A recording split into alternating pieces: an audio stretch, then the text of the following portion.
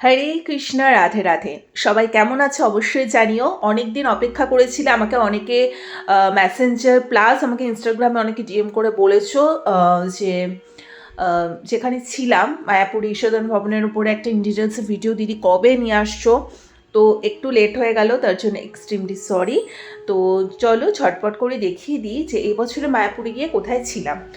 তো আমরা ছিলাম ঈশ্বরদন ভবনে। এটা একদম মন্দিরের পাশেই, মানে একটুখানি এগিয়ে গিয়েই হচ্ছে মন্দির, বেশি দূরেও ডিস্টেন্স না, মন্দিরের একদম পাশেই ঈশ্বরদন ভবন। তো বাইরের পোর্শনে তোমরা যারা গাড়ি টাড়ি নিয়ে আসতে চাও তারা বাইরে অনেক জায়গা আছে, সেখানে তোমরা গাড়ি পার্কিং করে রাখতেই পারো, কোনো সমস্যা হবে না যারা গাড়ি নিয়ে আসো স্পেশালি। এবং বাইরেটা তো খুব সুন্দর গার্ডেনিং করাই আছে, আর সামনে এখন শীতকাল, মানে একটু একটু করে আসা শুরুই হয়ে গেছে। তো খুব সুন্দর করে ওখানে গার্ডেনিং করা থাকে, খুব ভালো লাগে।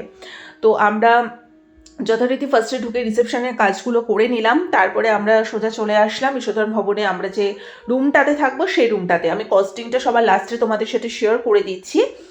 তো ভীষণ সুন্দর, মানে পয়ে পরিষ্কার, তোমাদের সাথে টোটালটা আমি শেয়ার করছি, তোমরা দেখতেই পাবে।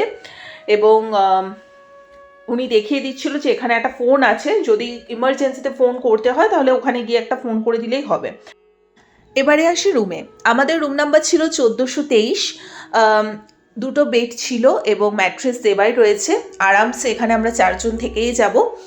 তো সব থেকে প্লাস পয়েন্ট হচ্ছে এই রুমের, আমরা রুম লাগোয়াই একদম জানালা পেয়েছি, যেটা খুললেই হচ্ছে টেম্পল। সো রাতে শুতে যেতে, সকালে ঘুম থেকে উঠতে এবং যখন মন চাইছে তখন শুধু দু চোখ মেলে জানলার দিকে তাকিয়ে আছি, কারণ মন্দিরটা এত সুন্দর দেখতে পাচ্ছি। আর খুব সুন্দর করে রুমটা, মানে well decorated, neat and clean. আর সব জায়গায় গেলে আমি সবার প্রথম আগে বাথরুমটা দেখি যে সেটা ঠিকঠাক আছে কি না। একদম পয় পরিষ্কার, খুব সুন্দর। এবং ওখানে প্রত্যেকটা বেডের কারুকার্য প্লাস সমস্ত আসবাবপত্রের কারুকার্যগুলো কিন্তু খুব ভালো। আর যেহেতু হালকা ঠান্ডা ঠান্ডায় গেছি, তো আমরা এসি কোনো রুম নিইনি, আমরা একদম নর্মাল রুমই নিয়েছি আমরা।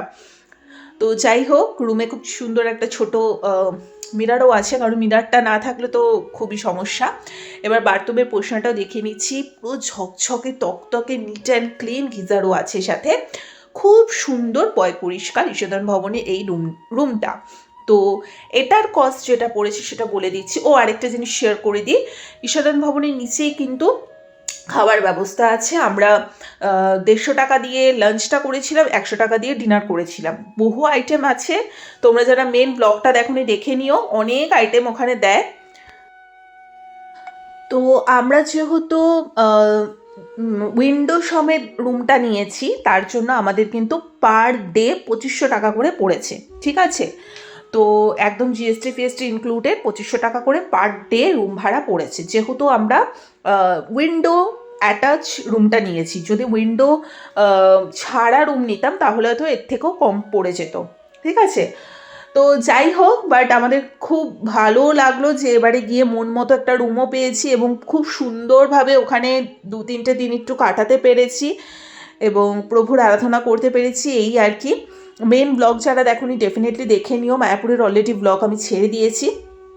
তো আজকের এই ইনফরমেটিভ ভিডিওটা তোমাদের সাথে শেয়ার করলাম। যদি ভালো লেগে থাকে লাইক কমেন্ট শেয়ার সাবস্ক্রাইব করো। তোমরা অনেকে আমাকে বলেছো যে তাড়াতাড়ি ভিডিওটা প্লিজ পোস্ট করো, আমার একটু দেরি হয়ে গেল তার জন্য সরি, বাট উপকার হলে ডেফিনেটলি আমাকে কমেন্টে জানিও।